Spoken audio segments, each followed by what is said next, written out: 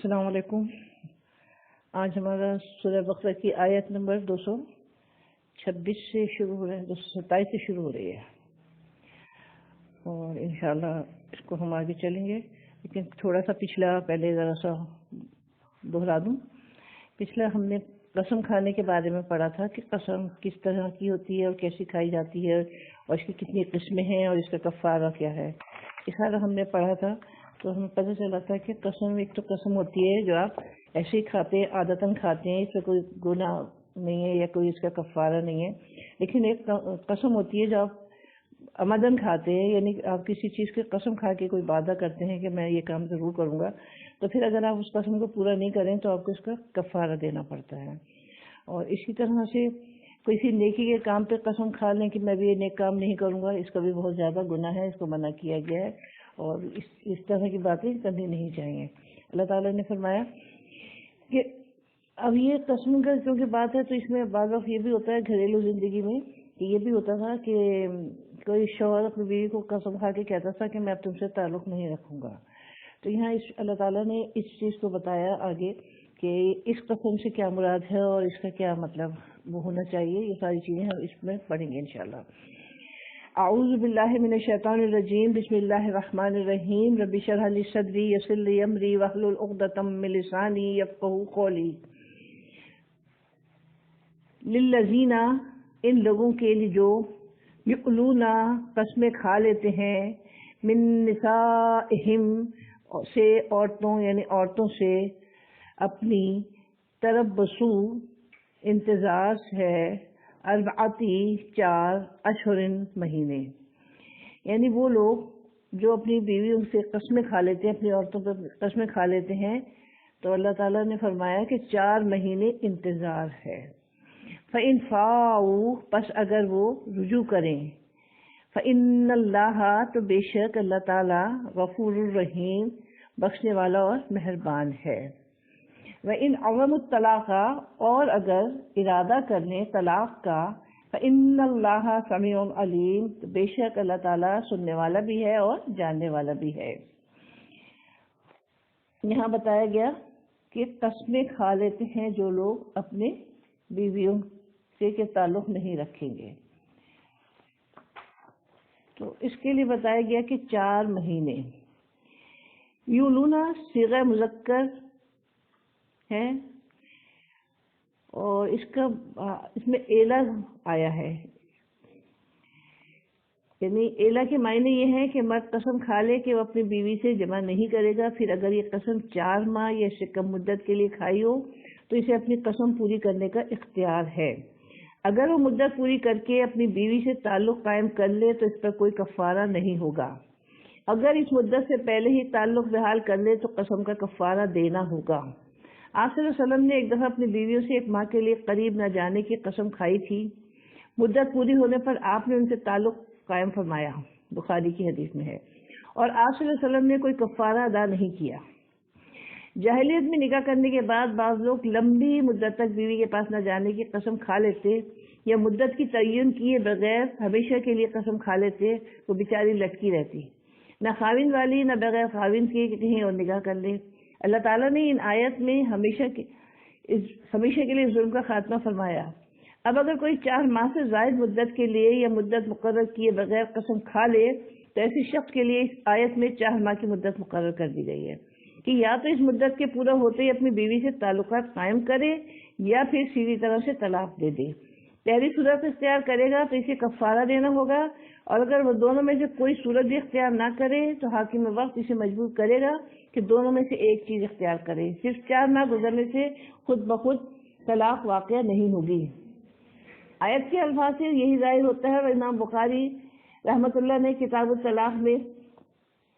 ابن عمر، عثمان، علی، ابو داؤد اور عائشہ رضی اللہ عنہ اور ان کے علاوہ 12 صحابہ سے یہ قول ذکر فرمایا ہے، اور اکثر ائمہ کا بھی یہی فتویٰ ہے۔ اگر خاوند اپنی بیوی کو طلاق دے دے تو وہ فوراً اسے جدا نہیں ہوتی، بلکہ اسے کچھ مدت انتظار میں گزارنا ہوگا، جس کے اندر خاوند اس سے رجوع کر سکتا ہے، اور اس مدت کے گزرنے کے بعد عورت آزاد ہے، جس سے چاہے نکاح کر لے۔ اسی مدت کو عدت کہتے ہیں۔ یہاں بیان آ رہا ہے عدت کا۔ وہیں عزم الطلاق، اور اگر ارادہ کر لیا انہوں نے طلاق کا، فإن اللہ، تو بے شک اللہ تعالیٰ سمیع علیم، سننے والا بھی ہے اور جاننے والا بھی ہے۔ والمطلقات، اور مطلقہ عورتیں، یتربصن، انتظار میں رکھیں، بانفسہن، اپنے نفسوں کو، ثلاثۃ قروء، 3 حیض، ولا یحل لہن، اور نہیں جائز ان کے لیے، ان یکتمن، یہ کہ وہ چھپائیں، ماں جو خلق اللہ، پیدا کیا اللہ نے، فی ارحامہن، ان کے رحموں میں، ان کننا، اگر وہ ہیں، یؤمننا، ایمان رکھتی، باللہ، اللہ پر، والیوم الآخر، اور دن آخر پر، وبعولتہن، اور شوہر ان کے، احق کو، زیادہ حقدار ہیں، بردہن، لوٹانے کے یا واپس لینے کے ان کو، فی ذالک، اس میں، ان ارادو، اگر وہ ارادہ کریں یا چاہیں، اصلاح کا، وَلَهُنَّ، اور عورتوں کے لیے، مثل الذی، مانند اس کی جو، علیہن، ان عورتوں پر، بالمعروف، ساتھ معروف طریقے دستور کے، وَلِلرِّجَالِ، اور لیے مردوں کے، علیہن، ان عورتوں پر، درجہ ہے، فضیلت ہے، واللہ عزیز حکیم، اور اللہ تعالیٰ غالب بھی ہے اور حکمت والا بھی ہے۔ ہم نے پڑھا کہ اگر ایذا کے نتیجے میں یا کسی اور سبب سے شوہر اپنی بیوی کو طلاق دے دے تو یہود کی طرح اسلام نے عورت کو اسی وقت یا چند دنوں کے بعد نکاح ثانی کرنے کی اجازت نہیں دی، بلکہ حکم دیا کہ ایسی خاتون یا ایسی خواتین کو 3 قروء تک انتظار کرنا چاہیے، 3 پیریڈ تک، اور ان پر پابندی ہے کہ وہ اس مدت میں دوسرے نکاح سے رکی رہیں۔ قروء قضا کی جمع ہے، اہل لغت نے اس کے معنی کی تعین میں اختلاف کیا ہے، اس لیے فقہ میں بھی اختلاف پیدا ہوا، بعض نے اس کے معنی حیض کے لیے ہے اور بعض نے طہر کے لیے، لیکن حقیقت یہ ہے کہ اس کے مادہ اور مشتقات عورتوں کو دیکھتے ہوئے حیض ہی کے معنی کو ترجیح دینا پڑتی ہے، اور سیاق و کلام کو دیکھتے ہوئے بھی اسی معنی کی طرف طبیعت مائل ہوتی ہے۔ متعلقہ عورتوں کو دوسرے نکاح سے توقف کرنے کا حکم دینے کی بڑی علت یہ معلوم ہوتی ہے کہ معلوم ہو جائے کہ وہ حاملہ تو نہیں، اس لحاظ سے اس کا معنی حیض ہی قرین قیاس معلوم ہوتا ہے، کیونکہ حاملہ ہونے یا نہ ہونے کا فیصلہ حیض ہی سے ہوتا ہے۔ یہاں بتایا گیا کہ اگر عدت کتنی ہے، 3 ثلاثۃ قروء، 3 دفعہ پیریڈ آ جائے۔ اسلام میں میاں بیوی کے تعلقات میں بگاڑ کی صورت میں طلاق کی اجازت تو دی گئی ہے، لیکن ساتھ ہی سے اللہ کے یہاں مبغوض ترین فعل قرار دیا گیا ہے۔ میاں بیوی کے تعلق سے ہی ایک گھر وجود میں آتا ہے، نئی نسل جنم لیتی ہے، ایک گھر کی مضبوطی سے خاندان کو قوت ملتی ہے، اور ایک صالح اور مضبوط خاندان اسلام کے سیاسی نظام کی بنیاد بنتا ہے۔ میاں بیوی کے تعلق کی خرابی وہ پہلی اینٹ ہے جس کے ہل جانے سے اسلام کے سیاسی نظام کو ذوق پہنچتا ہے، اور وہ معاشرہ جو مختلف نوع انسانوں سے وجود میں آتا ہے، اس کی بقا اور استواری کا دار و مدار معاشرے کے اجزاء کے باہمی مضبوط تعلق پر ہے۔ جب ایک گھر میں اس تعلق میں دراڑیں پڑنا شروع ہوتی ہیں تو اس سے معاشرہ متاثر ہوئے بغیر نہیں رہتا۔ میاں بیوی میں بگاڑ میاں اور بیوی کے خاندانوں کو متاثر کرتا ہے، جو خاندانوں کی تلخیاں آپ اندازہ بھی نہیں کر سکتے کہ کتنے خاندانوں کو متاثر کرنے کا سبب بنتی ہیں۔ اس کی بنیاد چونکہ طلاق سے وجود میں آتی ہے، اس لیے اسلام نہایت ناگواری سے اسے برداشت کرتا ہے، لیکن تا حد آخر اس کی کوشش یہ ہے کہ اس تعلق کو بگاڑ سے محفوظ رکھا جائے۔ بگاڑ پیدا ہو ہی جائے تو اسے کم سے کم کرنے کی کوشش کی جائے، اور جب کسی طرح بھی اصلاح ممکن نہ ہو تو پھر طلاق کی اجازت دے کر دونوں کے لیے نئے مواقع کھول دیے جائیں۔ اس تعلق کو ٹوٹنے سے بچانے، اس میں آئی ہوئی دراڑوں کو درست کرنے کے لیے 3 حیضوں تک بیوی کو دوسرے نکاح سے روکا گیا۔ اس مدت کو عدت کہتے ہیں۔ عدت کے وقت جو تقریباً 3 مہینوں تک پھیل جاتا ہے، دونوں کو الگ الگ رہ کر سوچنے کا موقع دے گا، کیا ہم اس علیحدگی کو روک نہیں سکتے؟ اگر ان میں ذرا بھی بھلائی ہوئی یا ان کے خاندانوں نے اپنا کردار ادا کیا تو کوئی وجہ نہیں کہ دونوں مل بیٹھنے کے لیے تیار نہ ہوں۔ فرض کیجیے اصلاح کی کوئی صورت نظر نہ آئے تو عدت کے اختتام تک یہ بات یقیناً معلوم ہو جاتی ہے کہ وہ مطلقہ خاتون حاملہ ہے یا نہیں۔ اگر وہ حاملہ ہے اور خاموشی سے دوسرا نکاح کر لیتی ہے اور دوسرے شوہر کو بچے کی پیدائش کے بعد پتہ چلے کہ بچہ میرا نہیں، تو اندازہ کیا جا سکتا ہے کہ اس کے بعد میاں بیوی کی تعلق کی نوعیت کیا ہوگی یا بچے کا مستقبل کیا ہوگا۔ اس لیے اسلام اس بات پر انتہائی زور دیتا ہے کہ عدت کے دوران عقد ثانی کی نوبت کسی صورت نہیں آنی چاہیے، یہ سراسر حرام ہے۔ اس کے ساتھ یہ بھی حکم دیا کہ جن عورتوں کو طلاق ہو جائے اگر وہ حاملہ ہوں تو اسے ہرگز نہ چھپائیں، یہ ان کے ایمان کا تقاضا ہے۔ اگر وہ اللہ پر آخرت کے دن پر ایمان رکھتی ہیں تو انہیں خوب معلوم ہے کہ آخرت کے دن اللہ کے سامنے حاضری ہوگی، اور جب یہ سوال کرے گا کہ تم نے پہلے شوہر کے بچے کو دوسرے شوہر کے ساتھ کیوں منڈ دیا، تو سوچو اس وقت تمہارا جواب کیا ہوگا، اور اس کے بعد جو تمہارا انجام ہوگا اس سے کیسے بچ سکو گی۔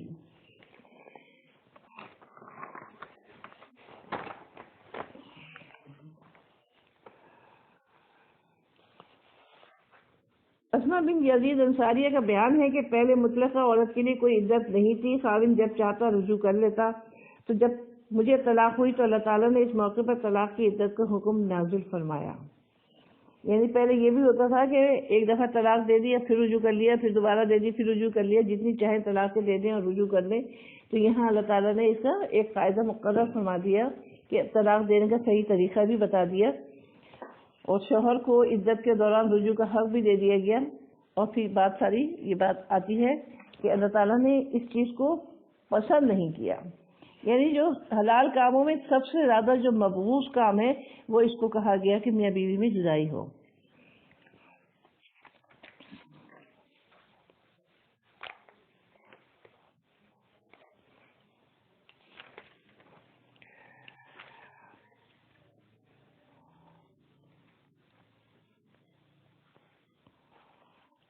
اور یہاں بتایا گیا کہ وہ شوہر زیادہ حقدار ہیں کہ ان کو لوٹا لیں اگر وہ ارادہ کرنا چاہیں اصلاح کی، اور ان عورتوں کے مانند کی اس کی جو جیسے دستور کے مطابق مردوں کا حق عورتوں پر ہے، البتہ مردوں کو عورتوں پر فضیلت ہے اور اللہ غالب اور صاحب حکمت ہے۔ اب یہاں یہ بتایا گیا کہ عورتوں پر مردوں کو درجہ ہے، یعنی فضیلت ہے، مردوں کا حق عورتوں پر ہے اور مردوں کو عورتوں پر درجہ یا فضیلت ہے۔ ہم سورہ نساء پڑھیں گے تو اس میں اور کھل کے آئے گا، تفصیل سے آئے گا۔ تو یہاں بات ساری یہی ہے کہ سب سے پہلی چیز کیا ہے؟ سب سے پہلی یہ ہے کہ اگر کوئی جھگڑا ہوتا ہے، کوئی لڑائی ہوتی ہے، سورہ نساء میں ہم نے پڑھا کہ اگر میاں بیوی میں آپس میں ناچاقی ہو جائے تو کوشش کیا کرنی چاہیے کہ ایک عورت کے گھر سے اس کا کوئی بزرگ اور ایک مرد کے گھر سے کوئی اس کا بزرگ، اور وہ دونوں ملیں اور آپس میں لوگوں کو بٹھائیں، بٹھا کے بات چیت کریں اور کوشش کریں کسی صورت سے صلح ہو جائے۔ اگر یہ دیکھا جائے کہ صلح نہیں ہو سکتی اور جو اللہ تعالیٰ کی حدود ہیں ان سے یہ لوگ نکل رہے ہیں تو پھر طلاق ہی اس کا حل ہے۔ لیکن سب سے بڑی چیز کیا ہے کہ عورت کو بھی سمجھ ہونی چاہیے کہ اللہ تعالیٰ نے جو چیز جہاں پہ رکھی ہے اس کو وہیں پہ رہنا چاہیے۔ اگر اللہ تعالیٰ نے مرد کا درجہ اوپر رکھا ہے تو یقیناً مرد کا درجہ اوپر ہے، فضیلت ہے، کیونکہ اللہ تعالیٰ قرآن میں فرما رہے ہیں وَلِلرِّجَالِ عَلَيْهِنَّ دَرَجَةٌ، مردوں کا حق عورتوں پر ہے، البتہ مردوں کو عورتوں پر درجہ ہے، فضیلت ہے۔ اور یہ کہا کس نے ہے؟ یہ اللہ تعالیٰ نے فرمایا ہے جو غالب بھی ہے اور حکمت والا بھی ہے، یعنی اس کام میں، اس فرمانے میں اللہ تعالیٰ کی حکمت بھی ہے۔ تو یہاں اسی چیز کو بتایا گیا کہ کوشش کیا ہونی چاہیے، زیادہ سے زیادہ کوشش یہ ہونی چاہیے کہ آپس میں مل جل کر رہیں، لڑائی جھگڑے نہ ہوں، اگر لڑائی جھگڑا ہو بھی جائے تو پھر صلح جو ہے وہ زیادہ بہتر ہے، یعنی سمجھوتا ہو جائے، کچھ ہو جائے، اس سے صلح کر لی جائے تو وہ زیادہ بہتر ہے بجائے اس کے کہ گھر ٹوٹے۔ اور آپ کو پتہ ہے کہ گھر ٹوٹنے سے کتنا نقصان ہوتا ہے، یعنی آنے والی نسلوں کا بھی نقصان ہوتا ہے، پورا خاندان میں بگاڑ پیدا ہو جاتا ہے۔ اسی چیز کو یہاں بتایا گیا کہ کوشش کیا کی جائے، اصلاح کی جائے۔ اسلام میں نکاح کی حیثیت بھی دیکھیے، تمام دنیا کے نزدیک نکاح کی حیثیت باہمی معاملے اور معاہدے کی ہے، جسے آج کل کی زبان میں کانٹریکٹ کا نام دیا جا رہا ہے۔ یہ تصور اس حد تک ذہنوں پر غالب آ گیا کہ مغرب میں پہلے یہ تصور ذہنوں میں پلتا رہا، پھر قرطاس کی زینت بنا اور بارات نے اس میں وسعت پیدا کی، آہستہ آہستہ یہ اس مرحلے تک پہنچ گیا کہ عنقریب شاید قانون کی شکل اختیار کر لے۔ اس کا نتیجہ یہ ہے کہ لڑکا لڑکی بجائے نکاح کے تکلف میں پڑنے کے آپس میں ایک کانٹریکٹ سائن کریں گے، جس میں اپنی اپنی پسند کی شرائط طے کر لی جائیں گی، مدت کا تعین ہو جائے گا، اولاد کے مستقبل کا فیصلہ بھی کر دیا جائے گا، جو عموماً ریاستی اداروں کے حوالے کر دی جاتی ہے، لیکن درمیان میں نکاح کا کوئی ذکر نہیں۔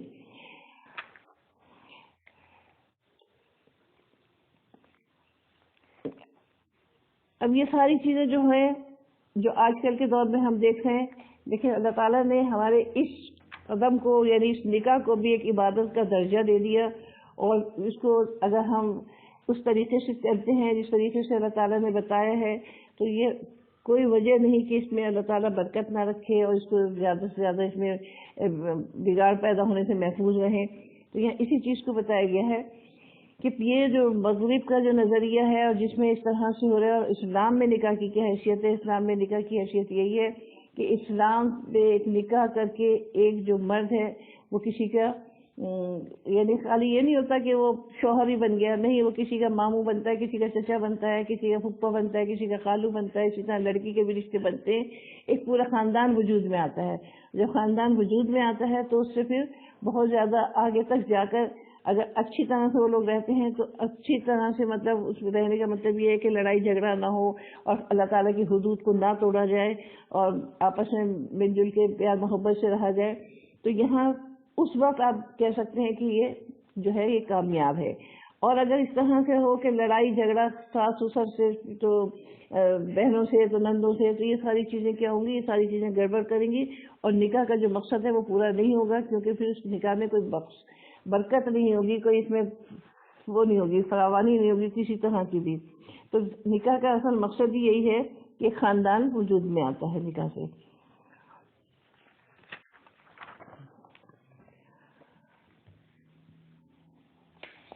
اور پھر یہ بھی بتا دیا گیا کہ اگر کسی کو طلاق ہو جاتی ہے اور وہ پریگننٹ ہے تو یہ اس کو چھپانا نہیں چاہیے،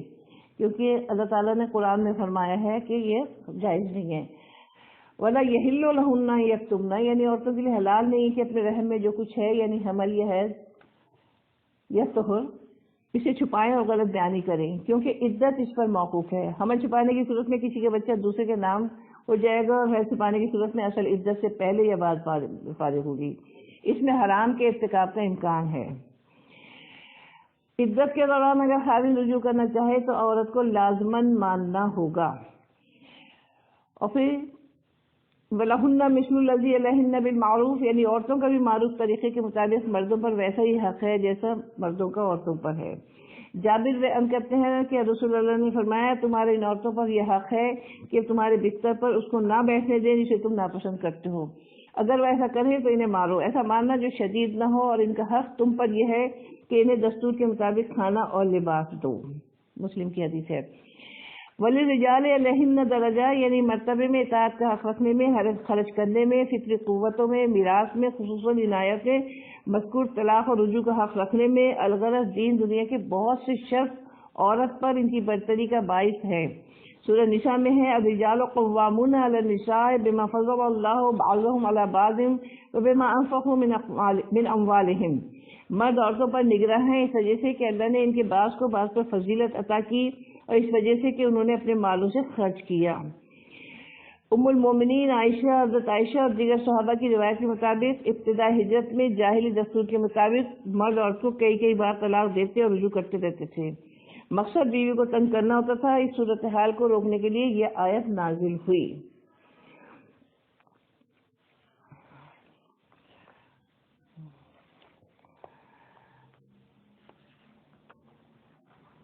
الطلاق مرتان، طلاق 2 مرتبہ، فإمساکم بمعروف، پھر روک لینا ساتھ اچھے طریقے کے، اور تسریحم بإحسان، یا چھوڑ دینا، رخصت کر دینا ساتھ احسان کے۔ ولا یحل لکم، اور نہیں جائز تمہارے لیے، ان تأخذوا، یہ کہ لو تم، مما، اس سے جو، آتیتموہن، دے چکے ہو تم ان کو، شیئن، کچھ، الا، مگر، این، یہ کہ، جب کہ، یخافا، وہ دونوں ڈرے، اللہ، یہ کہ نہیں، یقیما، وہ قائم رکھ سکیں گے دونوں، حدود اللہ، اللہ تعالیٰ کی حدود۔ فإن خفتم، پس اگر ڈرو تم، اللہ، یہ کہ نہ، یقیما، قائم رکھ سکیں گے دونوں، حدود اللہ، حدود اللہ کی، فلا جناح تو نہیں کچھ گناہ علیہما ان دونوں پہ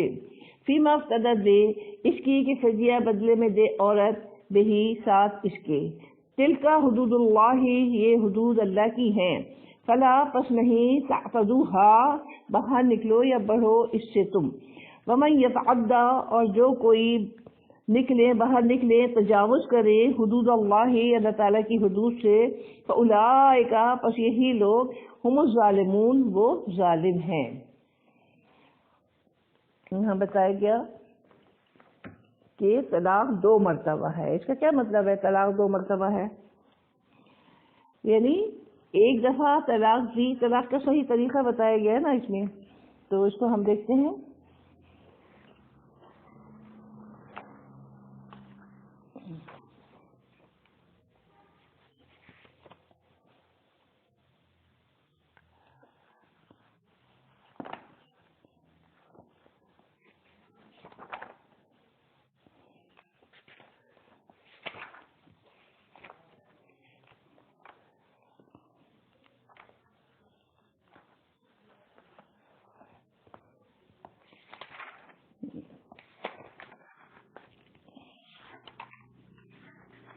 عربوں میں ایک عادت تھی کہ جب بیوی سے ناراض ہوتی ہے تو یہ سمجھتی کہ ہمارا آپس میں نباہ نہیں ہو سکتا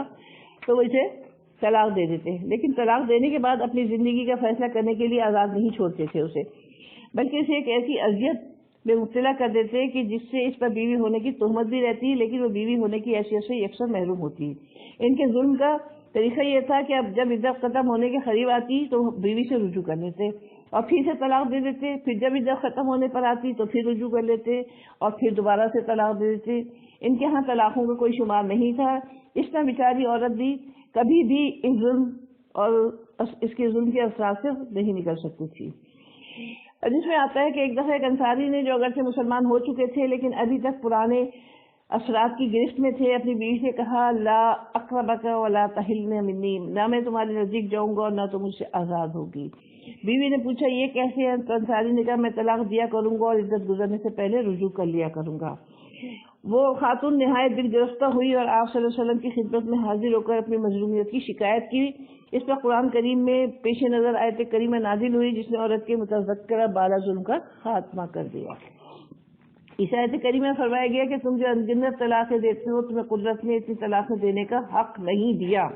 طلاق صرف 2 مرتبہ ہے کہ تم ایک دفعہ طلاق دے کر رجوع کر سکتے ہو، پھر دوسری دفعہ طلاق دے کر بھی اگر چاہو تو رجوع کر سکتے ہو،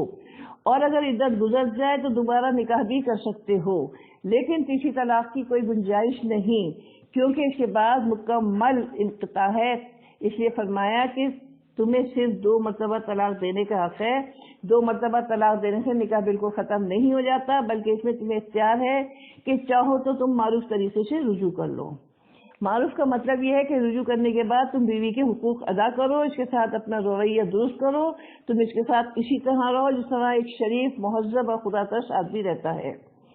گزشتہ آیت میں یہ بھی فرمایا گیا تھا کہ شوہروں کو اپنی بیویوں سے رجوع کرنے کا حق ہے، لیکن شرط یہ ہے کہ وہ رجوع اس وقت کریں جب وہ اصلاح کا ارادہ کر چکے ہوں۔ اصلاح کا مطلب واضح ہے کہ اپنے رویے کی اصلاح کریں۔ ان کے رویے میں اگر پہلے لاپرواہی، بے نیازی یا دل دکھانے کے عناصر شامل تھے تو اب انہیں ایسا نہیں کرنا چاہیے۔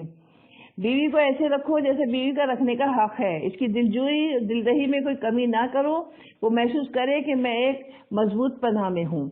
میرا شوہر میرا رفیق حیات، میری تنہائیوں کا امین، میرے ہر دکھ درد میں شریک ہے۔ یہ وہ معروف ہے جس کی پابندی ہمیشہ بھلے لوگوں نے کی ہے، اور آپ صلی اللہ علیہ وسلم نے صرف اس کی تاکید ہی نہیں فرمائی بلکہ خود اپنی بیویوں کے ساتھ عملی مثال بھی مہیا فرمائی ہے۔ آپ کی 9 بیویاں تھیں، ہر بیوی یہ سمجھتی تھی کہ حضور صلی اللہ علیہ وسلم مجھے سب سے زیادہ چاہتے ہیں۔ آپ صلی اللہ علیہ وسلم نے کبھی کسی کا دل نہیں دکھایا، کبھی کسی بیوی کو آزردہ ہونے کا موقع نہیں دیا۔ کسی کی 2 بیویاں بھی ہوں تو ہر وقت شکایتوں کا انبار لگا رہتا ہے، لیکن حضرت صلی اللہ علیہ وسلم کی تو 9 بیویوں میں سے کبھی کسی نے شکایت کا نام تک نہیں لیا۔ اب یہاں تصریح بإحسان کا مفہوم سن لیجیے. رجوع کرنے کا فیصلہ نہ ہو تو پھر تصریح بإحسان سے ایک مطلب تو یہ ہے کہ پھر نہایت شرافت کے ساتھ عدت کو پورا ہونے دیا جائے.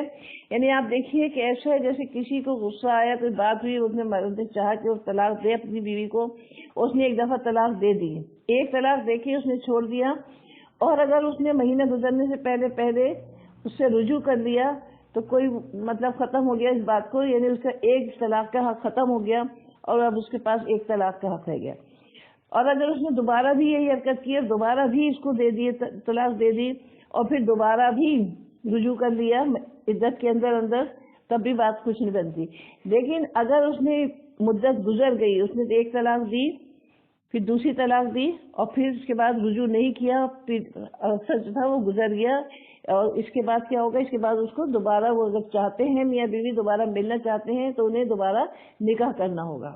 لیکن اگر 3 انہوں نے دے دی طلاقیں، اور پھر 3 طلاقیں دینے کا کیا مطلب ہوتا ہے کہ طلاقیں بائنہ ہو گئی، اب اس کو لوٹائی نہیں جا سکتی، اور اب وہ باقاعدہ حلالہ ہوگا، اور اس کے بعد وہ دوبارہ اس میں آ سکتی ہے زوجیت میں. لیکن اگر کسی عورت نے خلا لیا ہے تو اس میں شریعت نے رکھی ہے نظمی کہ اس میں میاں بیوی چاہیں تو دوبارہ سے بغیر حلالہ کیے آپس میں ایک ہو سکتے ہیں، نکاح کر سکتے ہیں. اور دوسری چیز یہ بتائی گئی کہ شوہر بیوی سے عطیات اور تحائف واپس نہیں لے سکتا، یعنی یہ چیز جائز ہی نہیں ہے. ہمارا حال تو یہ ہے کہ جب کہیں طلاق تک نوبت پہنچی ہے تو فریقین اپنا حساب کھول کر بیٹھ جاتے ہیں. لڑکی والے جہیز کی ایک چیز کا مطالبہ کرتے ہیں، انہیں یقیناً اس مطالبے کا حق ہے، اور شوہر کی ذمہ داری ہے کہ وہ بیوی کی تمام چیزیں واپس کرے. البتہ شوہر نے اپنی بیوی کو جو کچھ دیا، اس میں سے ایک تو وہ ہے جس کا تعلق نان، نقہ اور کسوہ وغیرہ یعنی کپڑے وپڑے سے ہے، اور ان کا تو شوہر کسی طرح مطالبہ نہیں کر سکتا کیونکہ یہ اس کے ذمہ واجبات تھے. رہے وہ تحائف جو مختلف وقتوں میں اپنی چاہت سے اپنی بیوی کو دیتا ہے، اس آیت کریمہ میں فرمایا گیا کہ جو کچھ تم اپنی بیویوں کو محبت اور شوق سے دے چکے ہو وہ چونکہ ان کی ملکیت بن چکے ہیں، اس لیے ان میں سے کچھ بھی واپس لینا تمہارے لیے جائز نہیں. سورہ نساء میں ارشاد فرمایا گیا کہ تم اپنی بیویوں سے اپنے دیے ہوئے تحائف کیسے واپس لیتے ہو جبکہ تم ان سے انتہائی قریبی تعلق قائم کر چکے ہو، اور ان بیویوں نے محبت کے لمحوں میں تم سے کیسے کیسے پختہ وعدے بھی لیے، تو کیا اب یہ سب کچھ بھول بھال کر تم ایک ایک چیز کا مطالبہ کرو گے؟ شوہر کی حیثیت ایک برتر حیثیت ہے، اس کے اندر قدرت نے مردانگی اور فطرت رکھی ہے. اسے ہرگز یہ بات زیب نہیں دیتی کہ وہ بیوی کے سامنے حساب کھول کر بیٹھ جائے. ہاں اگر اس نے اپنی بیوی کو زیور پہننے کے لیے دیا لیکن اس کی ملکیت میں نہیں دیا، یا اسی طرح کوئی اور قیمتی چیز جو صرف وقتی فائدہ اٹھانے کے لیے دی لیکن ہے وہ شوہر کی ملکیت، تو ایسی چیز کو یقیناً واپس لینے کا حق ہے. لیکن مجموعی طور پر یہ ہدایت دی جا رہی ہے کہ شوہر کو حتی الامکان عصمت کا ثبوت دینا چاہیے. ہاں اس سے ایک صورت مستثنی ہے، وہ کیا ہے؟ الا یخاف اللہ یقیم حدود اللہ. آیت کریمہ کے جملے میں صورت مستثنی کو بیان کیا گیا، جس کا مطلب یہ ہے کہ اگر دونوں میاں بیوی اس بات کا اندیشہ کریں کہ وہ میاں بیوی کی حیثیت میں اللہ کی حدود قائم نہیں رکھ سکیں گے، یعنی حدود اللہ کو برے کار نہیں لا سکیں گے، تو شوہر اپنی حد پر قائم ہو. وہ بیوی کے ساتھ حسن سلوک کے لیے تیار نہیں، وہ ہر قیمت پر بیوی کو لونڈی بنا کر رکھنا چاہتا ہے، اسے مارتا پیٹتا ہے، حقوق ادا کرنے کے بجائے اس پر سختی کرتا ہے، اسے طلاق دے کر الگ کرنے کے لیے بھی تیار نہیں، اور شرفا کی طرح بیوی بنا کر رکھنا بھی منظور نہیں. اس کا نتیجہ یہ ہے کہ بیوی کے دل میں اس کی طرف سے نفرت پیدا ہو گئی. اب وہ اسے ایک بیوی کی نگاہ سے نہیں دیکھتی، وہ اسے شوہر محسوس نہیں ہوتا بلکہ ایک ایسا اجنبی محسوس ہوتا ہے جس کی شکنجے میں پھنس کر رہ گئی ہے. یہاں یعنی جب اس طرح کے حالات ہو جائیں تو یہ ہے کہ آپ اس کو وہ مہر کا تقاضا نہیں کرے گی، بلکہ یہ بھی ہو سکتا ہے کہ کچھ دے دلا کر اپنی جان چھڑائے گی. یا اسی چیز کو کہا گیا ہے کہ اگر آپ چیزیں واپس لے سکتے ہیں، یعنی جو اس نے مہر دیا وہ بھی واپس لے سکتے ہیں، اور اسی طرح سے جو کوئی ایسی چیزیں ہیں جو اپنی جیب کی اپنی جان چھڑا سکتی ہے، یعنی علیحدگی کرا سکتی ہے. یہاں حاصل کلام یہ کہ بیوی شوہر کی زیادتی کی وجہ سے بیزار ہو یا اپنی نامناسب سوچ اور غیر شرعی تصورات کے باعث دونوں صورتوں میں سے کوئی صورت بھی یقیناً گھر میں بگاڑ پیدا کرتا ہے. جب یہ بگاڑ ایسا صورت اختیار کر لے اور بیوی ہر قیمت پر فیصلہ کر لے کہ مجھے شوہر کے ساتھ نہیں رہنا, شوہر اسے چھوڑنے کے لیے تیار نہ ہو, تو اس کے بعد دو ہی صورتیں ہیں کہ میاں بیوی دونوں اپنے اپنے خاندان میں سے حکم تجویز کریں اور بیوی ان کے ذریعے سے علیحدگی کی کوشش کرے. ایسا ممکن نہ ہو تو پھر دوسری صورت یہ ہے کہ وہ عدالت میں اپنے حق کے حصول کے لیے مراقبہ کرے, یعنی وہ عدالت کے ذریعے علیحدگی حاصل کرنے کی کوشش کرے. یہ وہ چیز ہے جس کو خلا کہا جاتا ہے.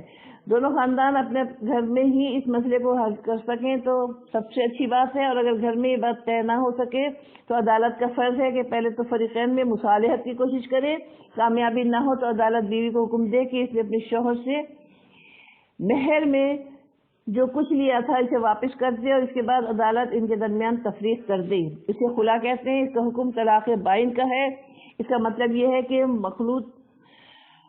مخلوعہ عورت عدت اتنی گزارے گی جتنی مطلقہ عورتیں گزارتی ہیں, لیکن اس عدت کے دوران شوہر اس سے رجوع نہیں کر سکتا. البتہ اگر عدت گزرنے کے بعد میاں بیوی دوبارہ نکاح کرنے کا ارادہ کریں تو نکاح کر سکتے ہیں آپس میں. فقہ حناف کی رائے اس بارے میں یہ ہے کہ زوجین کے درمیان حالات کی خرابی کی ذمہ داری اگر شوہر پر ہے تو پھر اسے خلا کی صورت میں بیوی سے کچھ بھی لینا مناسب نہیں,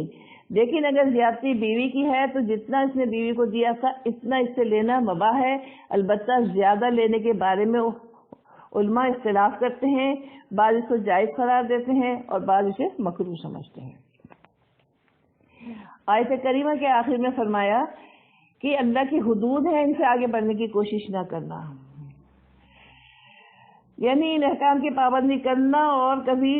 خواہشات نفس کو ان احکام پر غالب نہ آنے دینا. میاں بیوی کے جو حقوق مقرر کر دیے گئے ہیں, جانبین کے ایک دوسرے پر جو فرائض عائد کر دیے گئے ہیں اور دونوں کو زندگی گزارنے کے لیے جو آداب سکھائے گئے ہیں, اگر کہیں تلخی ہو جائے تو اس سے عہدہ بر ہونے کے لیے جو ہدایت دی گئی ہے, علیحدگی کی نوبت آ جائے تو علیحدگی کا جو طریقہ سکھایا گیا ہے, قدم قدم پر جس حکمت سے آشنا کیا گیا ہے, یہ سب اللہ کی حدود ہے. ان کی پابندی مسلمان کی دنیا اور آخرت میں کامیاب زندگی کی ضمانت ہے. ان حدود کی پامالی دنیا اور آخرت میں تباہی اور ناکامی کا سبب ہے. اس لیے فرمایا ہے کہ جو شخص بھی اللہ کی حدود سے تجاوز کرتا ہے وہ در حقیقت ظلم کرتا ہے, یعنی وہ اپنی قسمت پھوڑتا ہے, اپنی زندگی برباد کرتا ہے, اپنی آخرت کو تباہ کر لیتا ہے.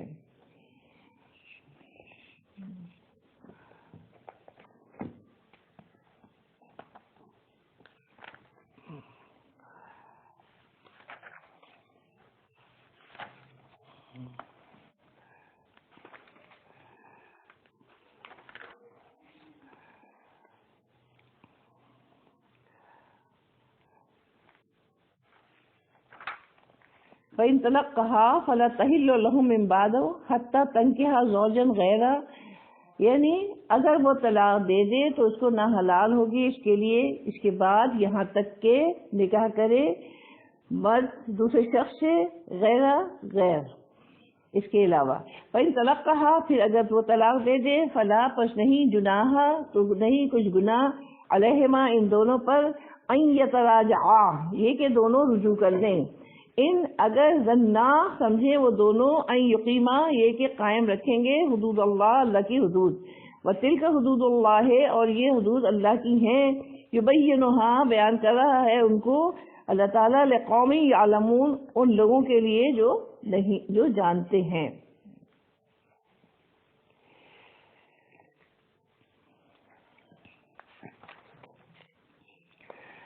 اب یہاں بتایا گیا تیسری طلاق کے احکام بتائے جا رہے ہیں, یعنی اگر وہ تیسری طلاق دے دے تو عورت اس کے بعد اس کے لیے جائز نہیں جب تک وہ اس کے سوا کسی دوسرے شوہر سے نکاح نہ کرے. پھر اگر دوسرے شوہر اس کو طلاق دے دے تو پھر ان دونوں پر کوئی گناہ نہیں کہ وہ رجوع کر لیں, یعنی آپس میں نکاح کر لیں. دوسرا آیت کریمہ میں ہم نے پڑھا تھا کہ طلاق 2 مرتبہ ہے, یعنی تمہیں اگر طلاق ضرور ہی دینا ہے تو 2 مرتبہ سے زیادہ طلاق مت دو, کیونکہ 2 مرتبہ طلاق کی صورت میں تم عدت کے دوران رجوع کر سکتے ہو, عدت کے بعد دوبارہ نکاح بھی کر سکتے ہو, اور مکمل علیحدگی مطلوب ہے تو عدت گزرنے سے علیحدگی بھی ہو جائے گی. پھر تیسری طلاق کے تکلف کی کیا ضرورت ہے, وہ تو اپنے ہاتھ پاؤں توڑ دینے کی مترادف ہے. حالات میں تبدیلی انسانی فطرت ہے، مزاج میں تبدیلی عادات کا حصہ ہے۔ اگر علیحدگی کے بعد بھی دوبارہ یکجائی کی ضرورت کا احساس ہو جائے تو 2 طلاقوں کی موجودگی میں اس کا امکان ہو سکتا ہے، اس لیے تیسری طلاق کو پسند نہیں فرمایا۔ اب اس آیت کریمہ میں فرمایا جا رہا ہے کہ اگر تم نے نفع ضرر کے پیمانے توڑ کر مزاج شریعت کو نظر انداز کرتے ہوئے تیسری طلاق بھی دے دی تو تمام صورتیں ختم ہو گئیں۔ اب اگر کبھی تمہیں حالات کے دباؤ میں یا کسی اور وجہ سے دوبارہ نکاح کی ضرورت کا احساس ہو جائے تو اس کی ایک ہی صورت ہے کہ تمہاری متعلقہ بیوی عدت گزرنے کے بعد کسی اور شخص سے نکاح کرے۔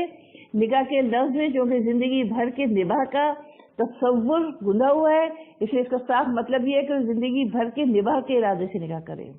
لیکن زندگی کے اس نئے سفر میں کہیں اختلافات ایسی شدت اختیار کر جائیں کہ علیحدگی تک نوبت پہنچ جائے اور وہ بیوی کو طلاق دے دے تو پھر خاتون عدت گزارنے کے بعد پہلے شوہر سے نکاح کر سکتی ہے۔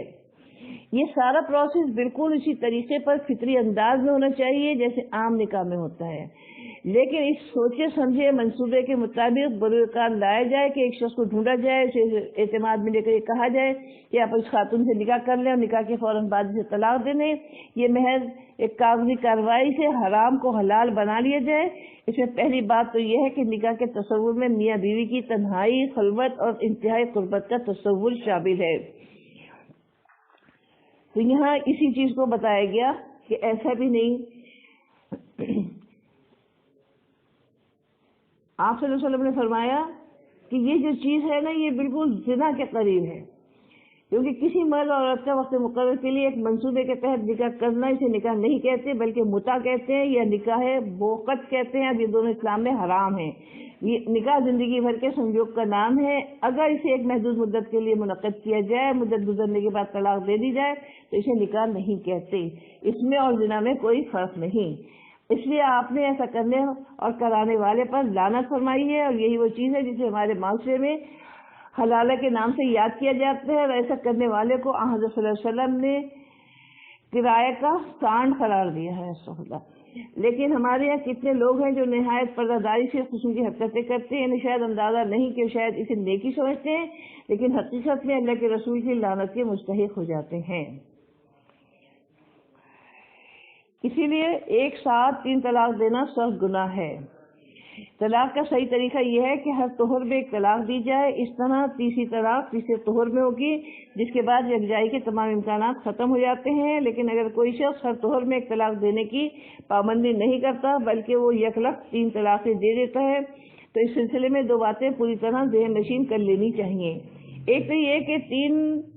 طلاقوں کا بے وقت دینا اللہ کے رسول کے نزدیک انتہائی سخت برہمی کا باعث ہے۔ حدیث شریف میں آتا ہے کہ امام نسائی نے محمود بن لبید کی روایت سے اس حدیث کو نقل کیا ہے کہ آپ صلی اللہ علیہ وسلم کو ایک آدمی کے بارے میں خبر دی گئی کہ اس نے اپنی بیوی کو ایک ساتھ 3 طلاقیں دے دی ہیں۔ آپ صلی اللہ علیہ وسلم غضبناک ہو کر اٹھ کھڑے ہوئے اور ارشاد فرمایا کہ اب کتاب اللہ کے ساتھ کھیلا جا رہا ہے حالانکہ میں تمہارے درمیان موجود ہوں۔ آپ صلی اللہ علیہ وسلم کی اس حالت غضب کو دیکھتے ہوئے ایک آدمی کھڑا ہو گیا اور کہنے لگا، اے اللہ کے رسول، کیا میں اس شخص کو قتل نہ کر دوں؟ اس حدیث سے آپ اندازہ کیجئے کہ ایک ساتھ 3 طلاقیں دینا کتنا بڑا گناہ ہے، جس سے رحمت للعالمین سرتاپا حلم، بردبار اور رحمت ہونے کے باوجود سراپا غضب بن گئے۔ لیکن ایک ساتھ 3 طلاقیں بھی واقع ہو جاتی ہیں، 3 ہی ہوتی ہیں۔ اس بات کا یاد رکھنا انتہائی ضروری ہے کہ ایک ساتھ 3 طلاقوں پر آن صلی اللہ علیہ وسلم کی برہمی کا ذکر تو آپ سن چکے ہیں، لیکن اس کے ساتھ یہ بھی ایک حقیقت ہے کہ حضرت صلی اللہ علیہ وسلم نے اس برہمی کے باوجود ان 3 طلاقوں کو مسترد نہیں کیا اور طلاق دینے والے کو یہ کہہ کر اس کی بیوی سپرد نہیں فرمائی کہ یہ طلاق نے چونکہ واقع نہیں یا ایک واقع ہوئے اور تم اسے رجوع کر لو، بلکہ آپ صلی اللہ علیہ وسلم نے ان 3 طلاقوں کو واقع فرمایا، کیونکہ قاضی ابو بکر ابن عربی نے متذکرہ بالا محمود بن لبید کی حدیث کے متعلق یہ الفاظ نقل کیے کہ حضرت صلی اللہ علیہ وسلم نے حضرت اویمر کی 3 طلاقوں کی طرح اس کی بھی 3 طلاقوں کو نافذ فرما دیا تھا۔ ان کے الفاظ یہ ہیں کہ آپ صلی اللہ علیہ وسلم نے اسے رد نہیں کیا بلکہ اسے نافذ فرما دیا، جیسا کہ اویمر اجوانی کی لعان والی حدیث میں ہے کہ آپ صلی اللہ علیہ وسلم نے ان کی 3 طلاقوں کو نافذ فرما دیا تھا اور رد نہیں کیا تھا۔ حضرت اویمر الاجوانی نے اپنی بیوی سے لعان کیا تھا۔ جب لعان کی کارروائی مکمل ہو گئی اور جانبین نے قسمیں کھا لی تو حضرت اویمر نے حضرت صلی اللہ علیہ وسلم سے عرض کیا کہ میں اس کو اپنی بیوی کو پاس رکھوں تو پھر میں قسم کھانے میں جھوٹا ہوں گا، یہ کہہ کر حضرت عمر نے اسے 3 طلاقیں دے دی اکٹھی، اس سے پہلے کہ نبی صلی اللہ علیہ وسلم انہیں حکم دیتے۔ حدیث میں آیا کہ حضرت صلی اللہ علیہ وسلم نے ان 3 طلاقوں کو نافذ فرما دیا اور اس کی میاں بیوی میں علیحدگی ہو گئی۔ ایسی بات دوسری روایت سے ثابت ہوتا ہے کہ کسی شخص نے ایک ساتھ 3 طلاقیں دے دی اور وہ معاملہ حضرت صلی اللہ علیہ وسلم کے سامنے آیا تو آپ صلی اللہ علیہ وسلم نے ناخوشی کا اظہار فرمانے کے ساتھ ساتھ 3 طلاقوں کو واقع بھی فرما دیا۔ اس کا مطلب یہ ہے کہ 3 طلاقوں کو 3 قرار دینا خود حضرت صلی اللہ علیہ وسلم کا فیصلہ ہے، اور اسی وجہ سے بہت سے اہل حدیث حضرات کی امت میں کسی قابل ذکر امام، مجتہد، فقیہ یا عالم نے اس سے اختلاف نہیں کیا۔ مسائل میں فقہ میں اختلاف ایک معمول کی بات ہے، لیکن 3 طلاقوں کا 3 ہی واقع ہونا ایسا مسئلہ ہے کہ جس میں امام ابو حنیفہ، امام شافعی، امام مالک، امام احمد بن حنبل رحمۃ اللہ علیہ سب یکساں رائے رکھتے ہیں، اور سب کے نزدیک ایک ساتھ 3 طلاقوں سے عورت حرام ہو جاتی ہے، جس سے دوسرے نکاح کے لیے بجز جس کی کوئی صورت باقی نہیں رہتی کہ وہ کسی اور جگہ نکاح کرے اور پھر اتفاق سے اسے دوبارہ طلاق ہو جائے۔ اس لیے حافظ حدیث امام بن عبد مالکی نے اس پر اجماع نقل کیا ہے۔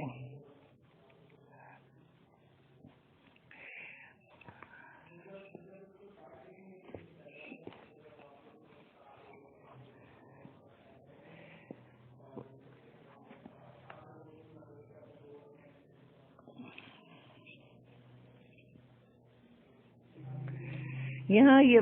غلط فہمی کا ازالہ بھی کرنا چاہیے ہو رہا ہے کہ بعض لوگوں نے دلیل بنا لیا۔ اس روایت کے الفاظ یہ ہیں کہ حضرت ابن عباس رضی اللہ سے روایت ہے کہ آپ صلی اللہ علیہ وسلم کے زمانے میں اور حضرت ابوبکر کے عہد خلافت میں اور حضرت عمر کی خلافت کے ابتدائی 2 سالوں میں طلاق کا طریقہ تھا کہ 3 طلاقوں کو ایک قرار دیا جاتا تھا۔ حضرت عمر نے فرمایا کہ لوگ جلدی کرنے لگے ہیں کہ ایسے معاملے میں جن میں ان کے لیے مہلت تھی تو مناسب رہے گا کہ ہم اس کو ان پر نافذ کر دیں، تو آپ صلی اللہ علیہ وسلم نے ان پر نافذ کر دیا۔ اس روایت کو پیش نظر رکھیں، پھر چند نکات پر غور فرمائیں۔ فاروق اعظم مسلمانوں کے خلیفہ ثانی ہیں۔ حضرت صلی اللہ علیہ وسلم کی شہادت کے مطابق آپ صلی اللہ علیہ وسلم فاروق ہیں، آپ صلی اللہ علیہ وسلم فاروق ہیں، اور حق اللہ نے آپ کی زبان پر کھول دیا تھا۔ ایک عام مومن رسول اللہ صلی اللہ علیہ وسلم کے فیصلے سے انحراف کا تصور نہیں کر سکتا، چاہے جائے کہ خلیفہ ثانی کے بارے میں ایسا گمان کیا جائے۔ آپ نے یہ فیصلہ اپنے حاکمانہ اقتدار استعمال کرتے ہوئے کسی سرکردہ کی شکل میں نہیں کیا، بلکہ آپ نے صحابہ اور تابعین کے مجمع میں یہ خطبہ جمعے میں اس کا اعلان فرمایا، جس میں بڑے بڑے فقہاء صحابہ موجود تھے۔ کسی نے اس پر انکار نہیں کیا، حالانکہ اسلامی احکام کے بارے میں خلافت راشدہ میں جو آزادی حاصل تھی، اس ایک واقعے سے اندازہ ہو سکتا ہے کہ حضرت عمر فاروق نے خطبہ جمعہ میں ارشاد فرمایا کہ لوگ مہر میں بڑی بڑی رقمیں باندھنے لگے ہیں، اس سے غربا کے لیے مشکل پیدا ہو رہی ہے۔ اگر بڑی بڑی رقمیں مہر میں دینا کوئی عزت کی بات ہوتی تو ہمارے صلی اللہ علیہ وسلم اپنی بیویوں کو زیادہ سے زیادہ مہر دیتے ہیں۔ اس لیے میں لوگوں کو ہدایت کرتا ہوں کہ زیادہ مہر باندھنا بند کر دیں۔ یہ سن کر نمازیوں کی صفوں میں سے پچھلی صف سے خاتون اٹھی اور انہوں نے حضرت عمر کو خطاب کرتے فرمایا کہ اے عمر، اللہ سے ڈر، قرآن کریم کہتا ہے تم اپنی بیویوں کو اگر خزانہ بھی دے چکے ہو تو علیحدگی کے بعد ان سے واپس نہ لینا۔ خزانے کی واپسی سے روکا جا رہا ہے، خزانہ دینے کی ممانعت ہوتی تو واپسی سے کیوں روکا جاتا؟ اس کا مطلب یہ ہے کہ مہر میں بیوی کو خزانہ بھی دیا جا سکتا ہے۔ تو عمر، آپ پابندی لگانے والے کون ہوتے ہیں؟ حضرت عمر کی حیبت اور جلال ایک مشہور بات ہے، لیکن اس خاتون نے جس جرت سے بات کی وہ اسلام کی عطا کرتا ہے۔ حضرت عمر نے جس بردباری سے سنا وہ بھی اسلام کا حکم ہے۔ آپ نے خاتون کی بات سنتے ہی سر جھکا لیا اور فرمایا خاتون نے ٹھیک کہا اور عمر نے غلطی کی۔ غور فرمائیے، جہاں آزادی رائے کا یہ حال ہو وہاں حضرت عمر فاروق رضی اللہ عنہ کا اس خطبے کو سن کر تمام فقہاء صحابہ کا خاموش رہنا بلکہ اسے قبول کر لینا کیا معنی رکھتا ہے۔ اسی بات کی طرف اشارہ کرتے ہوئے امام طحاوی نے فرمایا کہ حضرت عمر رضی اللہ عنہ نے اس کے ساتھ لوگوں کو مخاطب فرمایا، اور ان لوگوں میں رسول کریم صلی اللہ علیہ وسلم کے صحابہ بھی تھے جن کو اس سے پہلے رسول کریم صلی اللہ علیہ وسلم کے زمانے کے طریقے کا علم تھا۔ ان میں سے کسی نے انکار کرنے والے نے انکار نہ کیا اور کسی رد کرنے والے نے اس کو رد نہیں کیا۔ ان نکات پر غور کرنے سے ایک ساتھ 3 طلاقوں کے بارے میں تو حکم بالکل واضح ہو جاتا ہے، اور اسی لیے صحابہ اور تابعین کا اس پر اجماع ہو گیا کہ 3 طلاقیں بیک وقت دینا اگرچہ غیر مستحسن اور آپ صلی اللہ علیہ وسلم کی ناراضگی کا سبب ہے، مگر اس کے باوجود جس نے اس غلطی کا ارتکاب کیا اس کی بیوی اس پر حرام ہو جائے گی بغیر کسی دوسرے شخص کے طلاق ہونے کا کہ اس کے لیے حلال نہ ہوگی۔ حضرت عبداللہ ابن عباس کی روایت کے حوالے سے علمی اور نظری طور پر یہاں 2 سوال پیدا ہوتے ہیں کہ ہم مؤلف القرآن سے استفادہ کرتے اس کی تفصیل یہاں نقل کرتے ہیں۔ ایک تو یہ کہ سابقہ تحریر میں متعدد روایت کے حوالے سے بات ثابت ہو چکی 3 طلاقیں بیک وقت دینے والے پر خود رسول اللہ صلی اللہ علیہ وسلم نے 3 طلاقوں کو نافذ فرمایا ہے، اور دوسری بات یہ کہ اگر واقعی اس طرح تسلیم کر لیا جائے کہ عہد رسالت میں 3 طلاق کو ایک مانا جاتا تھا تو فاروق اعظم رضی اللہ تعالیٰ نے اس فیصلے کو کیسے بدل دیا؟ بالفرض ان میں سے کوئی غلطی بھی ہو گئی تھی تو تمام صحابہ کرام نے اس کو کیسے تسلیم کر لیا؟ ان دونوں سوالوں کے حضرات فقہاء و محدثین نے مختلف جواب دیے ہیں۔ صاف اور بے تکلف جواب یہ ہے جس کی تمام امام نووی نے شرح مسلم میں اصح کہہ کر نقل کیا کہ فاروق اعظم کے فرمان اس پر صحابہ کرام کا اجماع طلاق فراز کی ایک خاص صورت کے متعلق قرار دیا جائے کہ کوئی شخص 3 مرتبہ مجھ کو طلاق تجھ کو طلاق تجھ کو طلاق تجھ کو طلاق کہے یا میں نے طلاق دی میں نے طلاق دی میں نے طلاق دی کہے، یہ صورت ایسی ہے کہ اس کے معنی میں 2 احتمال ہوتے ہیں کہ کہنے والے نے 3 طلاق دینے کی نیت سے یہ الفاظ کہے ہوں، دوسرے کہ 3 مرتبہ محض تاکید کے لیے مقرر کہا ہو۔ 3 طلاق کی نیت نہ ہو اور ظاہر ہے کہ نیت کا علم رکھنے والے ہی کے اقرار سے ہو سکتا ہے۔ آپ صلی اللہ علیہ وسلم کے عہد مبارک میں صدق و دیانت عام اور غالب تھی، اگر ایسے الفاظ کہنے کے بعد کسی نے یہ بیان کیا کہ میری نیت 3 طلاق کی نہیں تھی بلکہ میں تاکید کے لیے الفاظ بولے تھے تو آپ صلی اللہ علیہ وسلم اس کے حلفی بیان کی تصدیق فرما دیتے اور اس کو 1 طلاق قرار دیتے تھے۔ اس کی تصدیق حضرت رکانہ کی حدیث سے ہوتی ہے جس میں مذکور ہے کہ انہوں نے اپنی بیوی کو لفظ بتا کے 7 طلاق دے دی تھی۔ یہ لفظ عرب کے عرف عام میں 3 طلاق کے لیے بولا جاتا تھا، مگر 3 اس کا مفہوم صحیح نہیں تھا، متن میں اس کا مفہوم صحیح نہیں تھا، اور حضرت رکانہ نے کہا کہ میری نیت تو اس لفظ سے 3 طلاق کی نہیں تھی بلکہ 1 طلاق دینے کا قصد تھا۔ حضرت صلی اللہ علیہ وسلم نے ان کو قسم دی، انہوں نے حلف اٹھا لیا تو آپ نے ایک ہی طلاق قرار دی۔ یہ حدیث ترمذی، ابو داؤد، ابن ماجہ، داری میں مختلف صنعتوں مختلف الفاظ کے ساتھ منقول ہے۔ بات ساری یہی ہے کہ اس وقت کا زمانہ دیکھیے کہ کتنے سچے لوگ ہوتے تھے کہ کسی چیز سے حق بات کہتے ہوئے ڈرتے نہیں تھے۔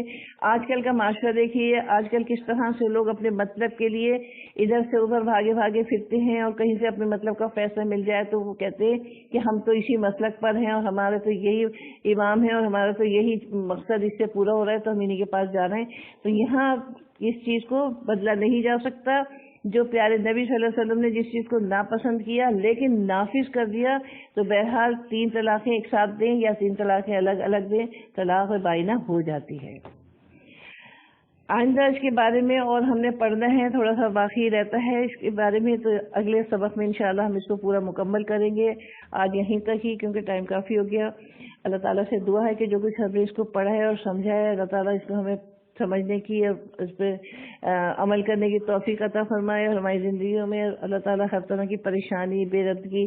اور ایک دوسرے سے بدسلوکی کی جو عادتیں ہیں یہ ساری ختم کر دے اور ہم سب کو سیدھے راستے پر چلائے اور ہمارے گھروں میں سکون اور محبت کی فضا پیدا کرے۔ آمین ثم آمین۔ سبحانک اللہم و بحمدک، نشہد ان لا الہ الا انت، نستغفرک و نتوب الیک۔